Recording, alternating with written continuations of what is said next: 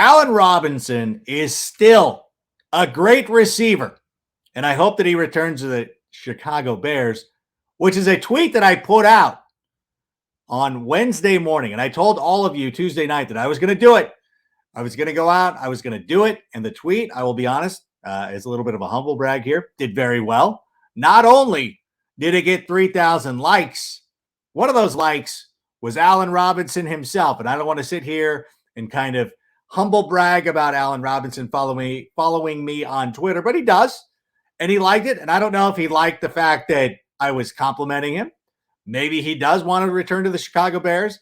I'm still going to be hopeful that he can have a reconciliation with the Bears. I think when you look at the landscape of the wide receiver position, you look at a lot of the guys that got franchise tagged, Chris Godwin, Mike Williams, a lot of guys, Devontae Adams, obviously, a lot of players that people were hopeful to be on the Bears list. Even Michael Gallup looks like he is going to return to the Dallas Cowboys at some point.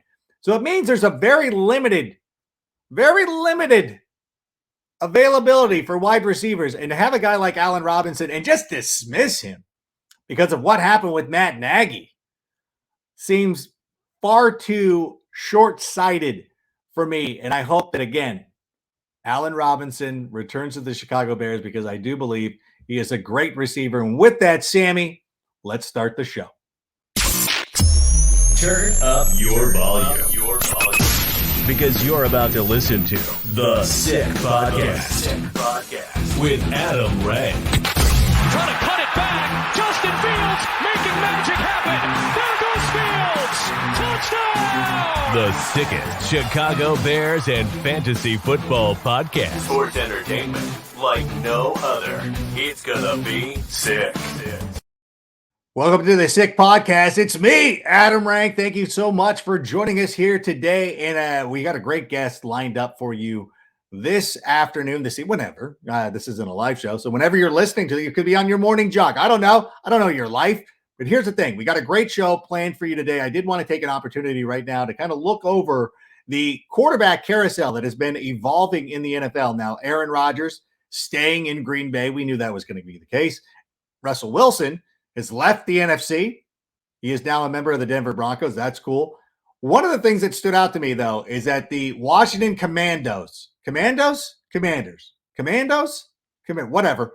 football team, whatever, they traded for Carson Wentz, a player that the Bears were purportedly interested in last year. And I don't know, I forget whatever they paid, it was too much. Whatever the cap hit is way too much. And I do want to say this. Even though we still have questions about whether Justin Fields is going to be an NFL quarterback or not, or an elite level NFL quarterback, it's nice to be able to walk into this offseason being like, yeah, we don't have to worry about this. We don't have to worry about being involved in Jimmy Garoppolo rumors, worried about, hey, is Ryan Fitzpatrick going to be our quarterback? Is it going to be Carson Wentz? Are we trading for people? Is it Nick Foles? Is it Andy Dalton? Like, it is so nice to at least have that taken care of. And I think with Justin Fields, it's like when you go to Disneyland and your parking's already paid for, your tickets are already bought before you get there. You just pull into that parking structure. And by the way, never when you get off the freeway, and I'm sorry, this is for an audience of like 4 people. When you get off the freeway and it says theme parking this way, go the other way, because they're still going to direct you to the theme park parking. But you go around towards the hotel, make a right, you'll be right there. But listen, that's the show for another day. Right now, though, I want to bring on our guest. Our guest joining us here today, all the way from Great Britain. You might know him from the Tape Never Lies Network. You might know him from the comment section here. The other night, he was trying to go toe-to-toe with Brian Perez. They were trying to exchange blows on this, but it is George Bayless, the world-famous Burlissimo. Dude, how you doing today?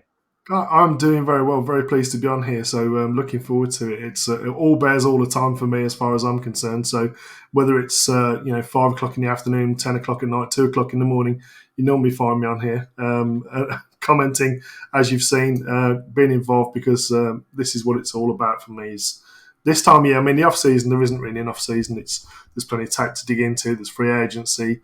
There's what rookies you've brought in, how they're going to fit, the scheme, the scheme change, the regime change. There's so much to talk about, and I love doing it. So thank you for having me on with you to do it today. Well, we're thrilled to have you here on our show. And what was up with you and Brian the other night? Because I saw bits and pieces. I'm directing the ship. You guys were like children in the back of a minivan.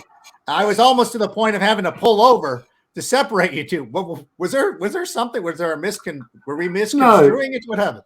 No. I mean, the way I look at it, Adam, is when I'm talking to someone who's like, for example, NFL Network with yourself, or a professional football writer who talks about the game all the time. I'm not going to judge their takes the same way as I would a random person on Twitter that has, should we say, a knee jerk or a meathead or whatever euphemism you want to use.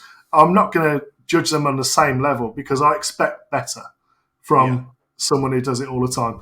So with Brian writes for the Draft Network. He's worked with NBC, as he mentioned on the show. A lot of respect for what he does and the work that he's put in to get to where he is today. But when you start talking in circles and sitting on the fence and sort of non-committal responses, and then you start talking sort of generalizations about Justin Fields' throwing motion without making any reference to what it is you're talking about Justin Fields' throwing motion, which to my mind suggests you don't know what you're talking about with Justin Fields' throwing motion. So there was that, and he was talking about Josh Allen. He got confused about Josh Allen. I was talking about Justin Fields. There's a time difference. I'm in the future, 5-6 hours ahead, or 9 in your case, and Brian was a little bit behind on that. But obviously he's responding to you, seeing the chat, and maybe grabbing the wrong end of the straw, and that's all it was. It's no biggie. I'm sure we would be able to shake hands if we were there in person and enjoy each other's company talking about the Bears. So it's all good. 100%. I didn't believe there was legitimate heat or anything like that. I don't know how anybody could ever be mad at you, but what about Justin Fields? Where do you come down on it? What is the issue? What is the issue with this throwing motion that everybody was talking about? It's to do with psychology. Psychology affects mechanics. So yourself, for example, if you are going to NFL Network, you jump on the freeway and it's full of traffic. Your car starts to overheat. You're starting to get angry, etc. People are putting pressure on you. There's a fight up ahead of you.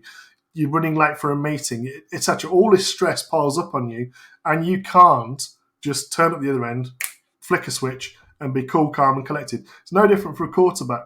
When a quarterback is in chaos with the monkey calling the shots from the sideline, who doesn't really understand what they're doing, has no idea about situational football, it likes plays but not players, and putting players in good positions. So as a rookie QB coming into a situation where the offensive line was not in a great state, they're having to process the same level of information as he is, but he's a rookie and he has to know everyone's jobs. So whilst a wide receiver might be forgiven for running the wrong route, a blocker might be forgiven for not taking the right zone block, Justin Fields has to be accountable for everyone doing their job, plus him processing as well at the same time what he's seeing pre-snap, what he's seeing post-snap, and making the right decisions. For me, in the chaos that he was in, he performed admirably. Then you watch him at Ohio State, you watch the production, you watch his percentage of completions. He was pushing the ball downfield for much further than the average QB in the Big Ten, in the SEC. He was the one that was pushing the ball down the field. Better completion percentage. Yeah, he's got great receivers, but he's throwing great receivers open.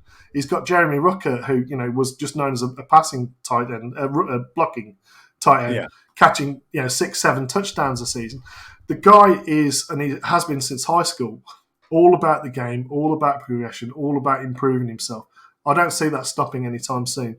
So for me, there's lots of things to be encouraged about. Some of the throws he made last year in chaos, and they were. I mean, you look at that one to Jesse James where he rolls left, he throws literally across his body.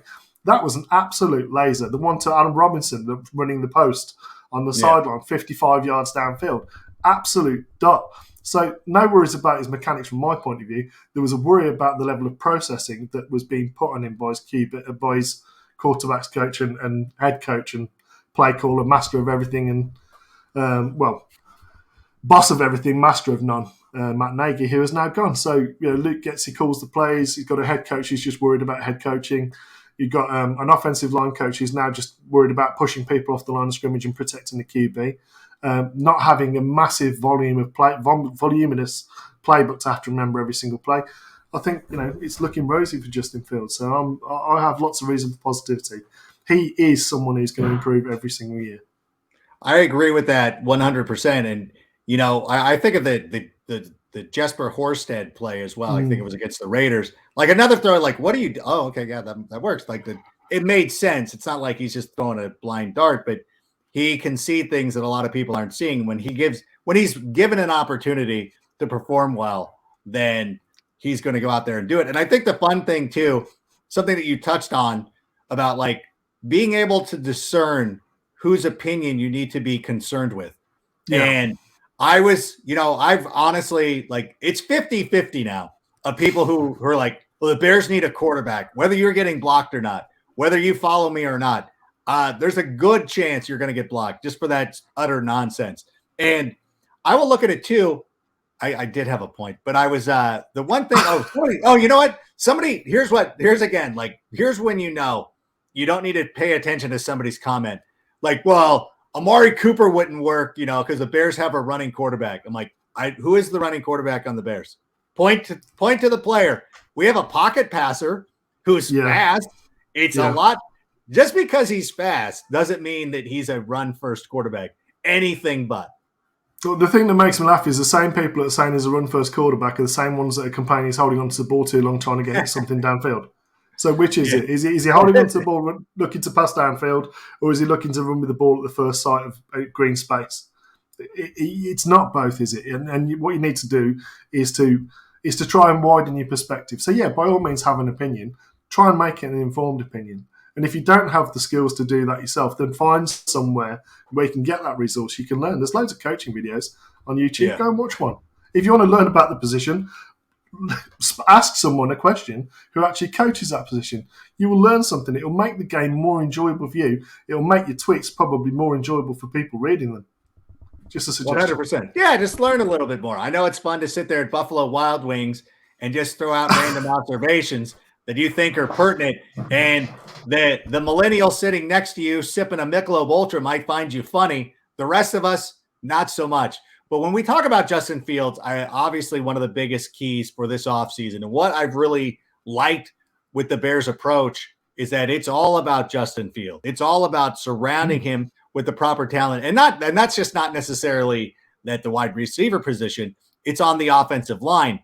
So, George, if you were sitting there and you were running the team and you're Ryan Poles, and I know that, it's never going to work out perfectly, what would be your attack approach heading into this offseason? Free agency is upon us. Do you think that they go wide receiver at free agency? Do they focus heavily on the offensive line? Or is it a combination of both? So you can never fix everything from free agency. There just simply isn't the cash, there isn't the cap, there isn't the players available. That's the simplicity of it, is you can't fix every single potential issue that you might have in free agency. Firstly, there are players that have done well on a different team. Does what they were doing on that team translate to what you're doing as a team? So that's going to be the approach that Ryan Poles is going to be looking at. He's going to be saying to Getsy, he's going to be saying, okay, so what type of blockers did you have at Green Bay? How does it make your scheme work? What worked well for Justin Fields at Ohio State? What do their blockers look like? What type of scheme is it we're running? Are we running RPO? Are we running West Coast? Are we running a hybrid of the two? That sort of run-pass option with West Coast flood zones levels. What kind of receivers do we need to fit that? What kind of tight end? So these are the questions that they will have already done. They'll have a shopping list. And then you've got to look at free agency and you look at the left tackle market. There's a dearth of talent there. There's nothing that you would want to pay $15-16 million for. Yeah, Teron Armstead, fantastic player 3-4 years ago. Lots of question marks last 3 or 4 years. And the guy's getting older. So do you want to commit, $15 million there, 14 million, or do you want to get a raft of wide receivers? Wide receivers very deep. There's lots of running backs that are available. There's lots of linebackers that are available. Safety market doesn't look too bad. So you look at where the depth is. Interior offensive line is better in free agency than the tackle spot is. So we have 2 young tackles. Are they the answer, or do we need to get someone we know who is at least serviceable? Jason Peters was serviceable last year. Do you look at bringing Jason Peters back as a player, coach, mentor type role? These are all questions to ask. But generally speaking, if you've got someone that's worked in a system, so let's say Sean McVay, Rams offense, lots of West Coast option sort of based offense. Sean McVay obviously coming from the same tree that San Francisco, the Shanahan type offense. Right. So that kind of fits in with what Getsy does, like what Getsy knows. And so if you've got a Rams offensive lineman that works well in the Rams offense, he might well translate here. If you've got Green Bay tight end and wide receivers that know the system that you're doing and how you want to run routes, it might be a good idea to look to poach one or two of them, or other players, that can do that type of thing. So that's what it will be. But it's a case of, where is the depth in free agency? Because the more depth, more supply, less demand is better for you when you're purchasing. You get more bang for your buck. So, it's like if you desperately need batteries and there's only one battery available, you're going to pay whatever cost it is to have it if you want it to work. And at the end of the day, if you don't have the money, you don't have the money. So you've got to spend wisely, and you've got to also look at where the draft value is. So for me, free agency, wide receivers, interior offensive line, maybe a linebacker or two, 3 tech defensive linemen. There's a few of those available. So that's where I would sort of look at. But you're going to get probably 3 or 4 starter level with the money, and then the rest is going to be competing for starters. So, when you're looking at running an offense, West Coast variant, you're looking to have probably 3 receivers on the field at any one time, all the way up to 5. Now, what do you already have on the roster? Darnell Mooney. Okay, well, we need some work there. What do we have? Jesper Horsted on his restricted free agency deal, and we've got Cole Kmet. Well, we probably need some depth there. Then there's some good tight ends out there. I know you like Gerald Everett. I like Gerald Everett as well. He's out there. So that's where you look at where the value is in free agency. You also look at the draft as to where that's deep with talent. Wide receiver is a really good spot for the draft, as is interior O-line, as is linebacker. They're all really good spots, and there's some good corners as well this year. Although maybe not, the big names right at the top, but good depth. So that's what you look at, and that's where you try and get the value from. Yeah, it feels like a fortunate situation for the Bears that the most positions with depths are the Bears' positions of need. It's a terrible year for quarterbacks, so it's nice that the Bears don't have to worry about that this season, and watching the Commanders go out there and pay for Carson Wentz. That was almost our problem. Like, I don't know. Every day, I'm just so amazed that we did not run into that problem. Like, how did we avoid getting Carson Wentz? Because it seemed like such a Bears move over the last couple of years. But if you're attacking free agency, who are some of the names? Like, who are some of the guys? Like, Teron Armstead, I don't know. Maybe I'm drawn into the brand names, so I'm going to have to rethink my approach there. But who are some of the better offense, or just some of the better targets for the Bears free agent wise? So one of the key ones is a guy we need to retain, which is James Daniels. I mean, everyone's basically saying the same thing. We're all singing from the same hymn sheet, it seems there. James Daniels is a must for me, because any guy that can take Aaron Donald one-on-one and more than hold his own, which James Daniels has done not once, not twice, but 3 times that he's played him. He's really done well against him. So anyone that you can rely upon one-on-one to block Aaron Donald is probably a pretty good guy to have, especially when he's like 24, coming up to 25 years old. That's probably a good idea for you. With positional versatility, centre and guard. So he's a must for me. If you're looking at some other guys, like Alex Kappa, played next to Ryan Jensen on the Tampa Bay scheme. You've got Austin Corbett at the guards, younger guard, athletic profile that we're talking about. Ryan Poles wants guys that are fast and athletic on the offensive line that play nasty. Ethan Pocic is another good name. Ted Karras, the Patriots left guard and centre. He's played both spots. Patriots offensive line's pretty good. So that's, again, they're well coached. Good places to look. Ryan Jensen, for me, is I don't see enough movement up front from him. Yes, he's a savvy, clever, pain in the ass for everyone that he plays against. He gets in people's heads. But he doesn't move people off the ball particularly that well one-on-one. And he doesn't have the same... So people that I do like, again, from the Rams, Brian Allen, the young centre there that's hit free agency. And Billy Price, the guy that was traded from the Bengals, missed out on his Super Bowl appearance with the Bengals and went to the Giants, who were the Giants. So unfair. Yeah, I mean, terrible for him, but he was going into his last year of contract. It made sense for them to solidify. He was by far the best offensive lineman on that team, and he's a very good centre. But it's the Giants. Being the best player on the Giants is not it's not something to be proud of. Well, I mean, I think most people would probably take Saquon Barkley. I mean, if he was available on for free, they'd probably take a look at him. He That might. Odell Beckham Jr. kid, he did all right as well All when he right. went to the Rams. I'm saying being the best offensive lineman. That's like being the smartest kid in detention. Like, I don't know that necessarily is something to be proud We of. are the Bears. We are the Bears. We are probably Sure. in detention as well. Or else we should be. I think Billy Price, too, was somebody that coming out of Ohio State would have been a higher draft pick had he not been injured. And I thought the Bengals made a pretty good opportunity. I thought it was a good choice to select him despite the injury concerns, but it took him some time to get back. Last year, it kind of seemed that way. So I feel like, okay, that is somebody to definitely keep an eye on. I will want to ask you, though, the two tackles that we drafted last season, or the young offensive lineman, do both of those players, do Borum and Jenkins, do they seem like the kind of players that Ryan Poles wants? Now, obviously, Jenkins' attitude is something that Ryan Poles really wants, but on the field wise, are these guys going to fit into what they want to do?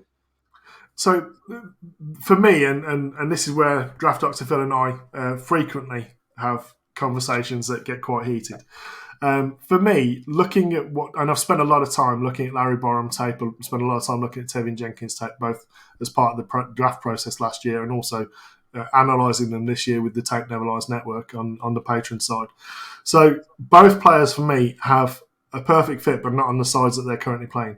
So Larry Borum has great feet. He's not particularly, based upon last year, physical and aggressive. He has mass and he has strength, but he didn't have the nasty attitude last year to go with it to sort of move people on that right side of the line.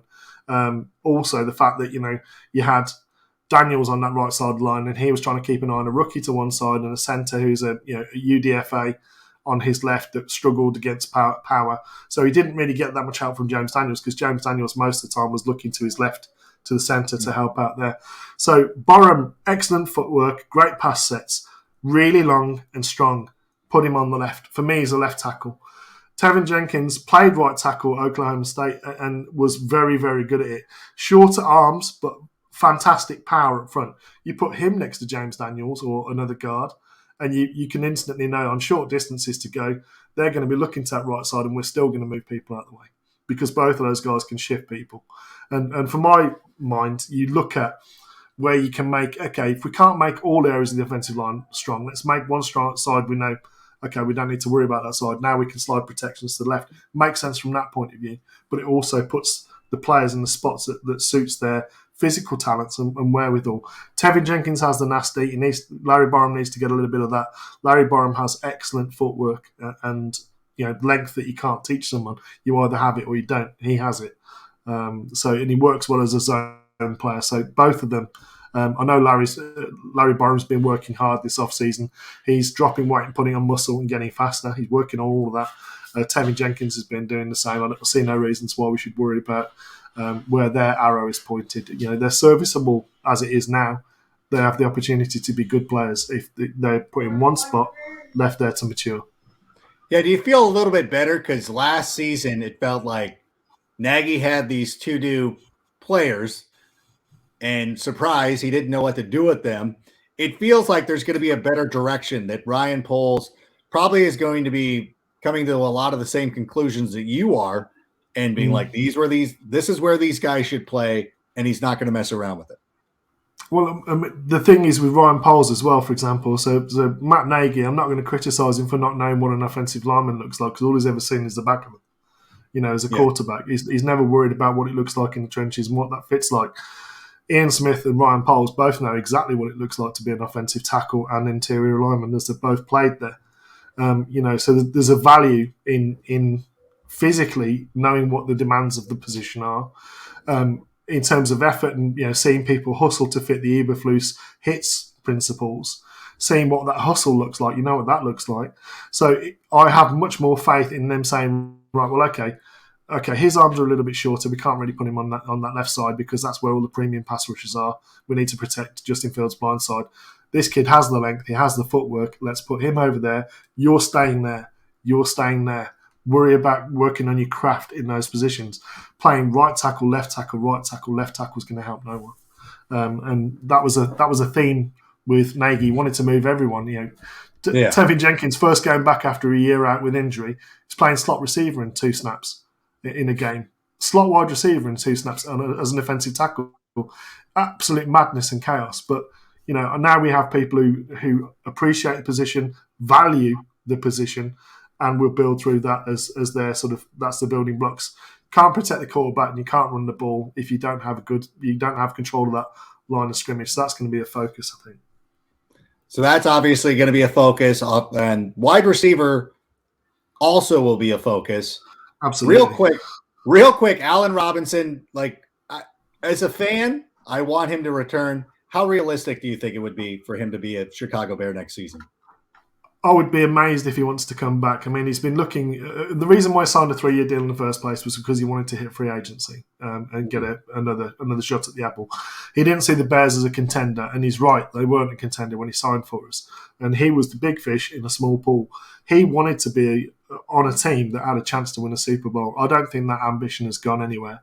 I think he became disenfranchised. I think he became disheartened last year, and that shows up on the tape. And it puts him really in a light that we've seen in previous years. Year one when he came, there was plenty of effort there as a wide receiver, as a blocker, as in running routes on air when he's not the main focus. Good camper, bringing along other receivers. He was the guy that was correcting where people's stances and lining up are. You saw all of those positives. Last year really was dysfunctional, and I think he was completely disheartened. He didn't want to be on a franchise tag. He didn't really want to be at the Bears as we weren't a contender. I think if he feels we are a contender, he might want to resign, but I think realistically he's going to take less money to go to a contender than he would be. So, I'm thinking the Patriots make sense because they were close last year. They need a good wide receiver. He fits that bill. He also fits that scheme.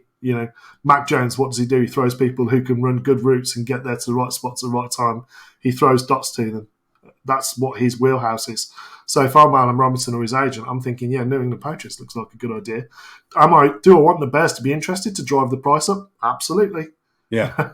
The more people competing for your services, the higher the price goes. So there's a chance whether we have the cap flexibility to put all of it into a guy that we saw last year and the fans saw last year, they're going to be on his back as soon as he doesn't put effort in one play. He knows that. Yeah. And that relationship, I think, for me, has soured probably too much. Yes, he's a professional. Yes, he'd be able to turn that off. But does he really want to, or does he want to go somewhere where he's going to be able to compete for a Super Bowl next year? He's 27, 28 years old now. I was just going to make the joke to enjoy Buffalo. But either one of those, Buffalo, New England, I think New England. You know what's weird is I have an inordinate amount of Patriots gear, just from the GMFB characters that I play. That I have all this Boston gear, just for the whole thing. Like we do the guy. So if I had to go out there and make them purchase me an Allen Robinson Patriots jersey, it is what it is. I will wish him well. I will be a fan of his. If he signs with any 30 other franchises, I will continue to be a huge fan of Allen Robinson, and I would still be a fan of his in Green Bay. I just wouldn't be happy about it. Who are, though, some of the ideal wide receivers that could possibly join the Bears this year? Obviously, guys like Chris Godwin, Mike Williams, already taken off the market, which in Mike Williams' case, I think that benefits us because I think that was a player that we needed to spend a lot of money on. Michael Gallup looks like he's going to re-sign with the Dallas Cowboys. Who would be some of the guys that you would be looking at free agency wise? So I'll give you some names. They might not be what people would call flavor of the month names. They might not be necessarily the high ticket names. If you're looking for a sort of a number 2 to go with Mooney, if you think Mooney can become a 1, then Juju Smith-Schuster kind of fits the bill there. Juju Smith-Schuster is also a really good run blocker at the wide receiver position. He doesn't get enough credit for that. So he's going to help out the run and pass. Solid hands, athletic enough, good route runner. Not a particularly sexy name. People aren't going to sort of go, oh, Juju Smith-Schuster. Lay off TikTok maybe a little bit and focus on the field and we'll be good. But, Christian Kirk is a guy I like coming out of Texas. He's a Debo light for me, so Debo Samuel light. He's a guy you can use as an adjuster. So you can put him in the backfield. You can motion him out to the slot. You can put him out wide. And it's going to show you where the coverage is going because if they think he's going to be the focal point of the attack, they're going to show you what it is that they're going to do as a defense. So it helps Justin Fields in that pre-snap being able to adjust. So someone like him being able to, throw screens, throw slants, throw bubbles, hitch and goes, and he became a better receiver downfield last year. Again, Christian Kirk wasn't really showing off to his best abilities in that Arizona Cardinals offense for me. That sort of, run and gun kind of offense. You need something that's going to scheme him open. Jakeem Grant obviously would be a good one to bring back, not only from the point of view that, he's fast as hell, but the return game, you've got to have that on your depth. At some point, you've got to have a good returner. Yeah, we have Khalil Herbert, who's a good returner. He's a second running back on the team. But it wouldn't be hurt to bring Jakeem Grant back. He showed me a lot last year, particularly the last few games. Zay Jones is a guy that people aren't talking about enough. For me, has the size, has the speed. Became a really savvy route runner last year in that Raiders offense. Again, that's a West Coast offense. Derek Carr, it's all West Coast offense, so he fits the scheme. It would make sense to take a look at Alan Lazard. It would make sense to look at Marquez Valdez-Scantling, Equanimous St. Brown because of their familiarity with Getsy. Getsy coached wide receivers there for a while. Traquan Smith is another name Janoko knows. Former Vikings wide receiver, went over to the Saints. Good possession receiver for that sort of, the West Coast run precise routes and be dependable when you're catching the ball. Those are names I like. All of those are names that I would certainly take a look at. And maybe they're not true number ones, but I think you're going to have to get your true number one with the 39th pick if you're not going up. And I think this year you'll be able to do that. Do you think, though, sometimes when I see coaches bringing in players like MVS, I don't think that's a guy who moves. I don't know. For me, it just doesn't move the needle. What am I missing? Is the familiarity and familiarity with the system, is that more important than I'm giving it credit for? It is important, but the other thing that he has that you can't coach into someone is just absolutely ridiculous speed, great length, great size, great jumping ability. He was the downfield receiver really for the Packers. Sorry, I hate saying that word. But I mean, yes, he has his share of drops, but equally some of those drops are Rodgers putting the ball in a position where he's not going to be throwing an interception. When he likes throwing the ball downfield, and he throws the wide open ball downfield really well. Apart from that, he's looking for Adams, at the end of the day. Now, if he's under pressure and he has to throw the ball away and he's got a chance of Valdez-Scantling perhaps making a play, he'll put it to the safe side of where Valdez-Scantling is, go make a play. He's not that alpha wide receiver. He's a guy that is going to be able to stretch the field. They're going to have to honour him in coverage. You can't put a Danny Trevathan on him as we saw last year. Right. You put Danny Trevathan on him in the slot, he's going to burn you. You put a safety on him, he's probably going to burn them. So again, if you can stretch the field vertically and horizontally, you can't cover all areas of the field as a defense. So that for Justin Fields as a processor and as a passer, having that on the field, you might not get 1,300 yards from him, but he might open up 600-700 yards for Mooney, or 300. Let's say 300 yards for Mooney by stretching the field. You got two fast guys on the field. It's harder to cover than one fast guy. That's true. That's the value of it. No, I get it. I get it now. I'm just trying to prepare my tweets. So when I have to defend this move, because it's like odd. Because I was on somebody else's podcast earlier this week, and I'm like, I don't want MVS. But just because it seems too easy. But what you're saying makes a lot of sense. I think there is no substitution for speed. When you're playing chess, you can't just have bishops. You have to have pawns, you have to have knights, you have to have rooks. You have to have all the different parts on the board to be able to outwit the defense. So that Valdez-Scantling is a piece. He's not the queen.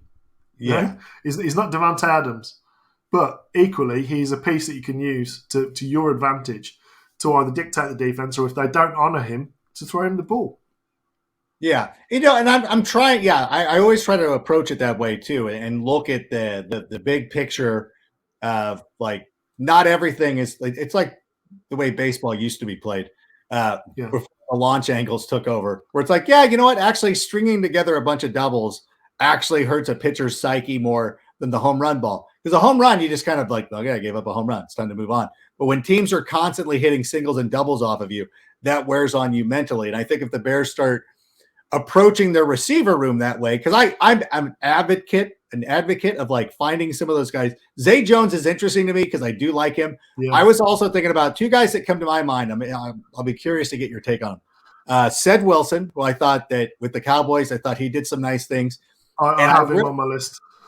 And I like the physical attributes of Auden Tate, that when people were talking about Mike Williams, I was always kind of the mind of like, instead of paying a premium price for Mike Williams, I think that Auden Tate can kind of give you something similar at a much discounted rate. Yeah, I mean, everyone's already talked about DJ Sharks. That's why I haven't gone there. Auden Tate, I've heard you talk about him before. 2 years ago, he showed he could play. Again, he was a piece in a team that was in a dysfunctional state at that point. So you're not seeing the best of him. But equally, he's, again, you can't teach size. Strong hands with Auden Tate, good body control. So if you don't have an Adam Robinson on the field, you need someone who has a great catch radius, that you can throw a back shoulder ball. You can throw it a yard and a half out of bounds, and he's still going to be able to get his toes down and catch the ball. Auden Tate is that. It's almost like a hybrid tight end, if you will. If you want to move him into the slot, get him on a Smurf DB, out muscle someone, he can give you that as well. He's not going to burn anyone off the field. He's not going to give you wow plays. He's going to give you first downs. Those are important. So you need to have an Auden Tate.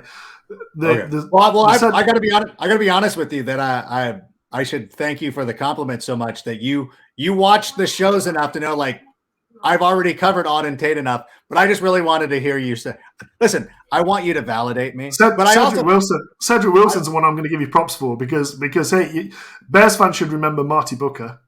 Yes. Faster Marty Booker. Yeah, great call. Yeah. Cedric Wilson, faster Marty Booker. Oh, that's amazing. I never thought of that before. That is perfect. Yeah, I mean, I love him. And it's, again, a name that people aren't baying for on Twitter from all the various different teams. So probably going to be value. So, yeah, absolutely. Cedric Wilson, I am down for him.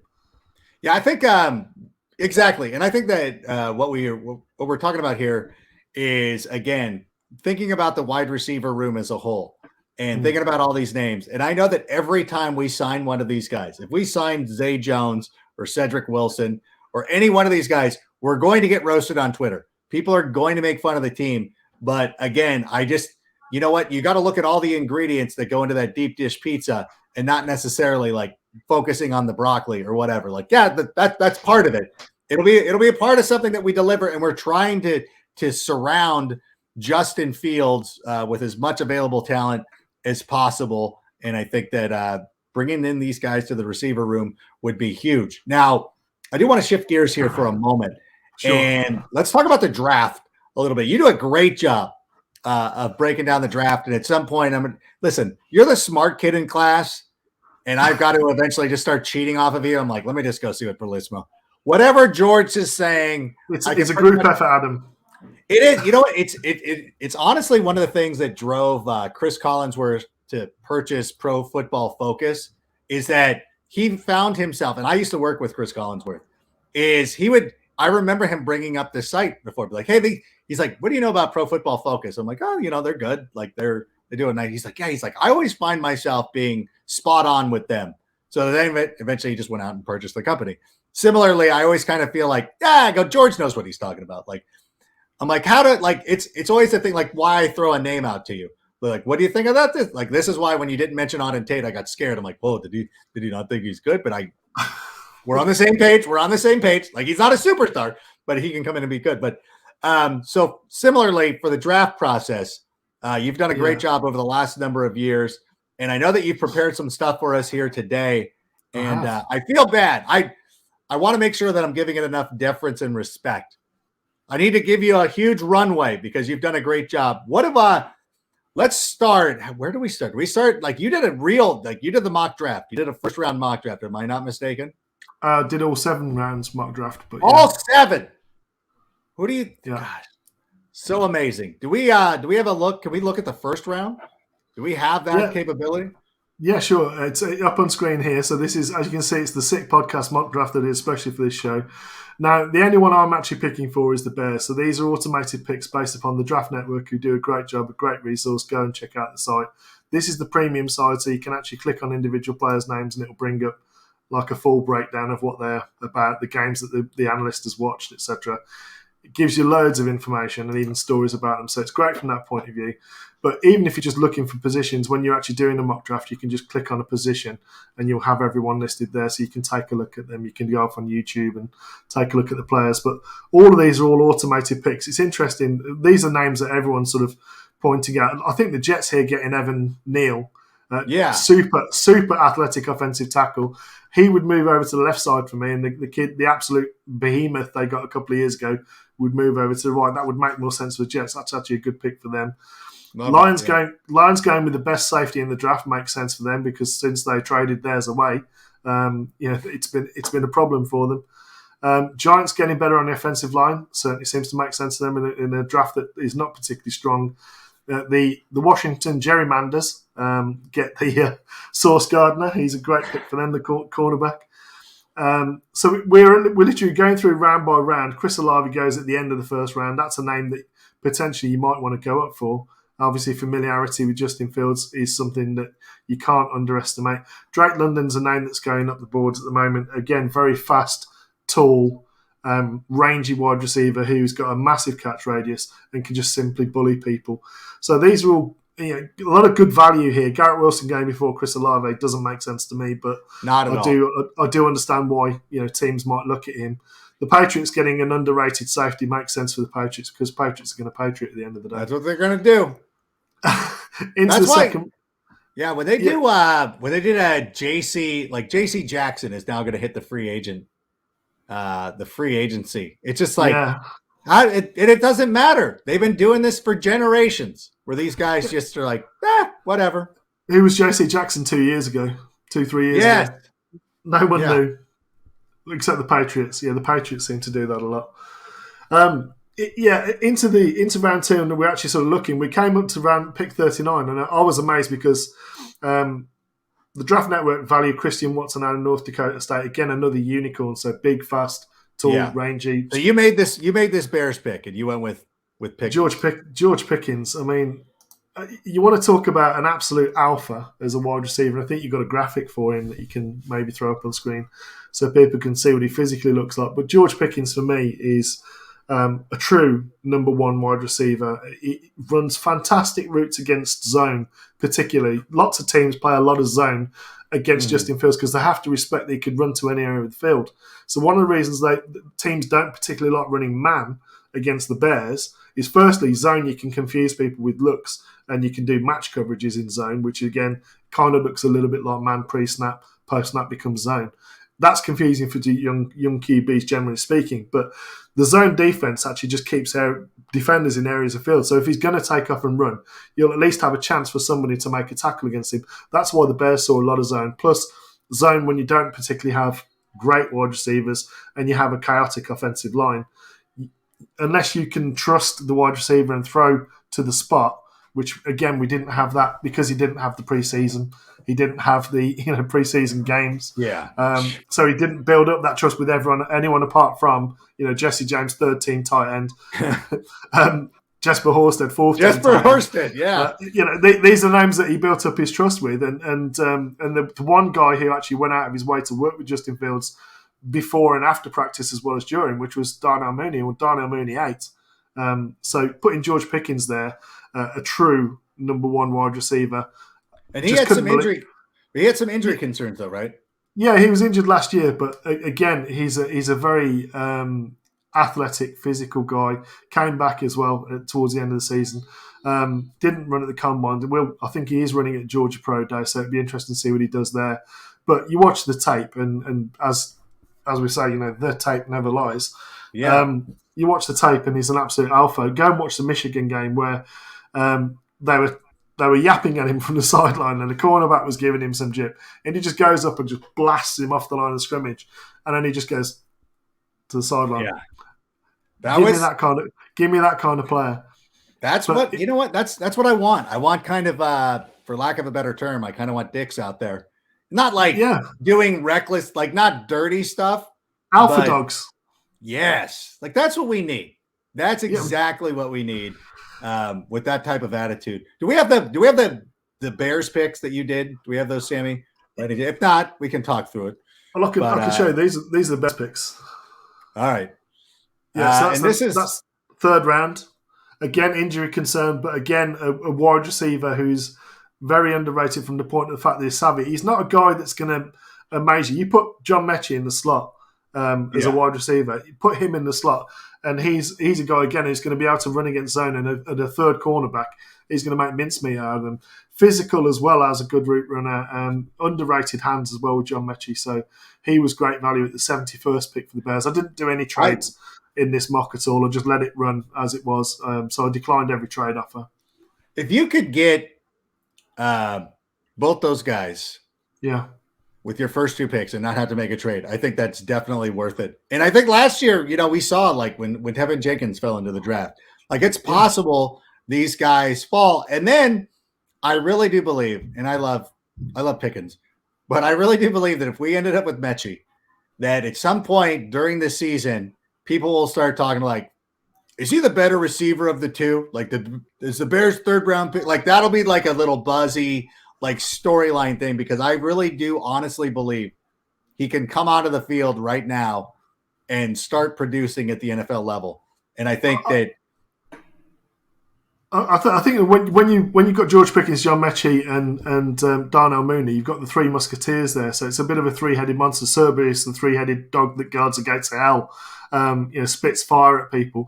You got George Pickens, who's an alpha, can run against man and zone. Brilliant. Excellent catch radius, super athletic, physical run blocker. John Mechie, physical run blocker, very savvy route runner, very clean in and out of his breaks, very dependable hands. Darnell Mooney, stretch the field, just completely outrun people. His start-stop ability is second to very, very few in the league. Tyreek Hill kind of start-stop ability, acceleration. Yeah. He's that kind of level. So to have those 3, and then whatever it is that we get out of the free agent market that we're going to have as vet wide receivers to teach them and show them the ropes. I think it's great that you're going to have, if in this scenario, you got George Pickens, John Mechie, and Darnell Mooney all trying to outdo themselves on the field. So when it comes to blocking, Darnell Mooney's a great blocker. John Mechie's trying to out-block him. George Pickens is out trying to out-block him. You think David Montgomery's not going to be happy with that? Or Khalil Herbert's not going to be happy with that? Or Justin Fields, when he takes off on a run, is not going to be happy with that? Of course he is. So to have 3 guys that are all very similar mentality, different shapes and sizes and speeds, again, it's more for the defense to think about if they all perform the way that they could. And I'm going with guys that, big programs, not a problem. Playing in big situations, not a problem. Yeah, playing in big games, not a problem. Being counted upon to produce when there's nothing else there, not a problem. They've already shown that, the guys that I'm picking. So that's, again, just absolutely fantastic value because of the injury last year. He's going to be fit when he comes into the season. You give him all the preseason reps because if you've got veterans know how to play. So you know what they are on tape. So you early on in the process, you give them the time. You work on them. Keep them in one position.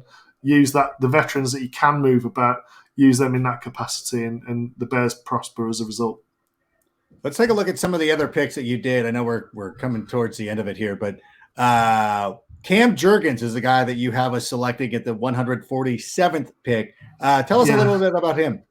Beef jerky. So I mean, people who have watched the combine, he was a star of the combine for sure. Yeah, absolutely. And the thing is, when you watch his tape at Nebraska, you want a center who can hold at the point of attack 1-on-1 against a defensive tackle or a nose. He can do that. But what he is quick and athletic and aggressive. So when you're running zone, outside zone, you need a center who can, at the point of attack, shock someone off the line of scrimmage. Guard takes over. He goes down to second level and goes and absolutely creams somebody. Cam Jurgens does that for you. And obviously, Linderbaum is the center everyone's talking about. Nebraska, Jurgens for me, is not too dissimilar. You watch the tape, not too dissimilar, and again has played against some pretty good defensive fronts and held up very, very well against them. So yeah, love him as a player, as centre. I think centre's a point of need as well. Whether he plays centre, you could probably play him at guard as well, but I would put him at centre. James Daniels one side, and if you're going to get a guard in free agency, then you potentially look at post June 1st. Cody Whitehall, a dependable guy that can go somewhere else as a trade post June 1st, or a potential cap casualty. He's in decline for me. His feet have gone dead compared to where they were.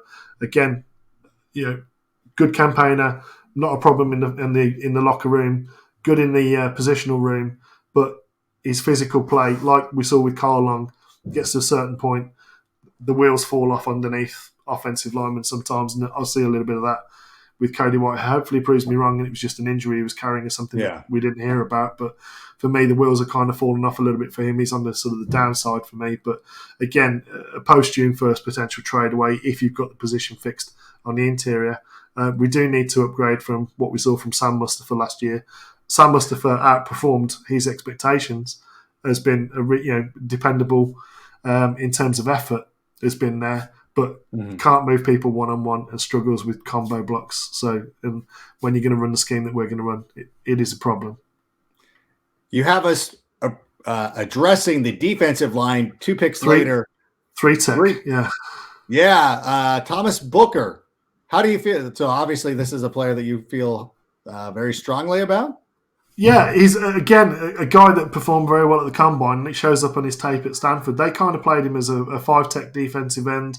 They even had him standing up rushing sometimes, playing like a 7, a wide edge. So he's a guy that Stanford moved all over the place. But for me, I'm going to bring him inside. I'm going to have him as a 3-tech gap penetrator. So your job, Thomas, is to get into that backfield as fast as possible, disrupt the interior of that offensive line, and that's the job you're going to do for us. Very strong physical hand usage, good base under him as well. He can take on the double block. He's sensible in the techniques that he plays, the actual blocking systems as well. Like he knows how to wrong shoulder, he knows how to get skinny through a hole, and he knows how to play a double. So a guy, again, that you can sort of day one, you can say, okay, push for a position to start. Yeah, we're not expecting you to start. Get in the NFL program in terms of the weight and the strength and all the rest of it. Push for a starting place. Yeah, I don't know if this is too superficial. Whenever I can see somebody from Stanford, I always am really drawn to those type of players. I just feel like, I think, I obviously Stanford's a great school. I'm trying to send my kids there, even though they're 6 and 3, but whatever. Right. But David Shaw runs a good program, and he's limited with the guys that he's able to recruit. And yet this is still a team that's perennially in the top 20 or top 25, and they produce good pros. And so I see him falling to that spot, and I'm like, that's pretty good. I think that's a good great value. Yeah, great value. I mean that there as well. I mean, if you're thinking about, we're going to be a 4-3. Are we going to move to a 3-4? Are we going to have to, play him inside, or we're going to have to push him outside sometimes? You've got that versatility with him because he's done it. So and very well coached defensive line. That's one of the things that Stanford does do. They work from the trenches. That they want guys who can move people up front. He is that, but he's athletic as well in terms of being able to run and chase and that sort of thing. So. Yeah, I like the fit. I like the value there as well. Good player for us to pick up there. And then with the final pick, Kalen Barnes, the cornerback, is I got to be honest with you, I'm not super familiar with him. Tell us a little bit more about him. Fastest DB ever at the Combine, run a 4.23. He's a guy that you can see there. He's skinny on the skinner side. Was a track athlete in high school. Ran one of the fastest 100-meter times for his age group when down there in Texas. Cornerback for Baylor, as you can see, but I actually like the way he plays the ball in the air. He has the confidence to be able to let people get a yard on him, knowing he's going to be able to catch up. So it looks like it's open. Playing man in trail, which is running behind the guys he runs downfield. You can leave a yard on him and know that you can still catch him up. And the QB is thinking, oh yeah, that guy's open, and you see it time and time again on the tape where he's leaving a gap, baiting a throw, and then the throw comes and he's either he's getting a hand on it, or he had a couple of picks as well there down in Baylor. A willing tackler as well at the point of attack. he's going to have to get bigger. But in terms of like kick return ability, in terms of that seventh round, you're looking for guys who are going to be able to fill on your teams as well. So he's someone that could push for potential starter at some point when he gets physically, a little bit more rocks up in the NFL system. But he's a guy that, in terms of coverage ability in man, coverage ability in zone, playing the run on the exterior, plenty of effort with his tackling, ticks all those boxes, but incredibly quick. We need to get quicker on defense. That's one of the issues that we have struggled with. But I'm very, very bullish about Thomas Graham Jr. as a potential starter at corner. What would you do with Thomas Graham? Would you put him in the slot, or would you try to put him out wide? No, he's a boundary corner. In a cover two system, he's a guy you can leave on the outside. He's super smart, and he's a very good player of zone and man coverages. So he's a guy that you can, a coach on the field kind of player. Mm-hmm. But in terms of his physicality to come up and hit people, he'll do that all the time. Good blitzer on the edge, from the boundary. But he's a guy I'm not going to worry about leaving him, with over-the-top help, leaving him underneath. And he's a guy that is savvy enough to know from the tape to bait throws again and switch from his zone and go and make a pick somewhere else. And that's something we haven't really had since, a long time. The early Kyle Fuller was that guy that could do that. But for me, Thomas Graham Jr. has more upside as a coverage player than Kyle Fuller. Kyle Fuller far more physical. Interesting. Rare physicality at that position. But again, cover two fit, Thomas Graham Jr. for me. If you looked up cover two corner, that would be the picture. Okay, and then would Barnes end up translating on the NFL level to a slot corner or somebody who can stay with those guys as they're going deep? Yeah, so you'd look at Cannon Barnes as a matchup guy. So whoever the fastest receiver on the field is, you go and put him over the top of them. And then you have the versatility because you've got to have the smarts with Jalen Johnson and Thomas Graham Jr. You have the smarts there. So you say to those guys, you're going to trail, but then either man up or zone wherever you are. So you have to know the coverage. Cannon Barnes, just literally follow that guy. Wherever he goes, follow him, stick on him. Yeah, make it look like he's open until the ball's in the air and then go and pick it off. Yeah. And so early on, that's what you get to do. But as he gets physically, bigger and stronger, then he potentially pushes for a one. By the time we have to worry about Jalen Johnson's contract, hopefully Cannon Barnes, if he's in the Bears, has been working in the weight room and he's been getting fit, bigger and stronger, and the physical side of the demands of NFL level football. And he's ready to take over as that starting corner at that point. 2 years left on his contract at that point.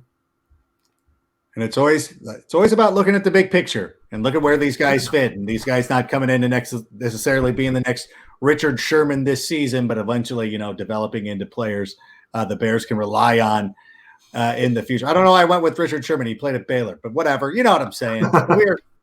But in any event, I hope listen, I didn't want to write. We got through so much information here. I feel like we shortchanged you a little bit, but I definitely want to do this again at some point. We really do appreciate you joining us here on the show today, being our guest. Where can everybody, and I know that everybody likely, if they don't follow you already, I say this all the time. This time I really mean it. If you don't follow Bernissimo, I'm personally upset. I take that personally. But how can everybody keep up with you and what you got going on? I appreciate that. So if you want to just keep up with me, then it's at Bellissimo1 on Twitter. And you can also follow at the Tape Never Lies Network. TTNL Network on Twitter, I think is the handle there. That's where I am in terms of Twitter presence. But if you actually want to look at the breakdowns and things that we do live, we get all 22 tape. We actually put it up on screen. We interact with our audience. We answer questions. We actually pull up bits that you're looking at on the field. We actually teach and show you the tape and try and widen your perspective as a fan. For $7 a month on Patreon, go to the tapeneverliesnetwork.com.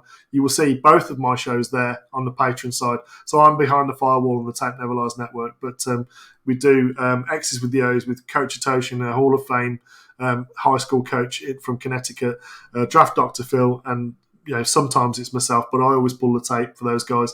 And then Draft Mob, we absolutely nailed the coverage last year. Do do draft mocks, etc. Do those live again, interactive with our audience there. You can go $7 a month. It's not that much for you to cost. Get all historical contact and anything else going forward, and you're only tied in for 1 month at a time, so it's down to you. Yeah, you can go pay for the Paramount Network and go watch old episodes of The Real World, which isn't going to do you any good, or you can spend a little bit of money, get smarter about football, and go watch Berlissimo go out there and do his thing. Well, George, I want to thank you very much for being here today. Hopefully we can do it again in the near future, and I'm sure we're going to see you in the chats moving forward. Thank you so much for everything. I'll be in the chat tonight, so I'll be anyone starts giving me any jip, and I'll be answering them in the chat tonight. But thank you for having me on. I'm looking forward to coming on again. Well, thank you so much. There he goes, the great Berlissimo, and again, go follow him on the Tape Never Lies Network. I'm telling you, go pay the money. And I was going to wrap it up with something about being cool on social media, but I got to bounce. I got to do some other things. We've gone over an hour. I know our producer Sammy keeps telling me it's like rank. It's like don't go over an hour anymore. Go 40 minutes, do what you got to do, and then bounce out of here. But listen, we get a guy like Berlissimo in here. We're going to let him do his thing. I could have cut him off. We could have not gotten into the draft. I could have tried to do a 2-for-1. I don't know. Maybe we'll do that again sometime. But listen, I thought it was very important to get that information out there. I hope you all appreciated it. Want to thank everybody who leaves comments, likes, subscribe to all this stuff.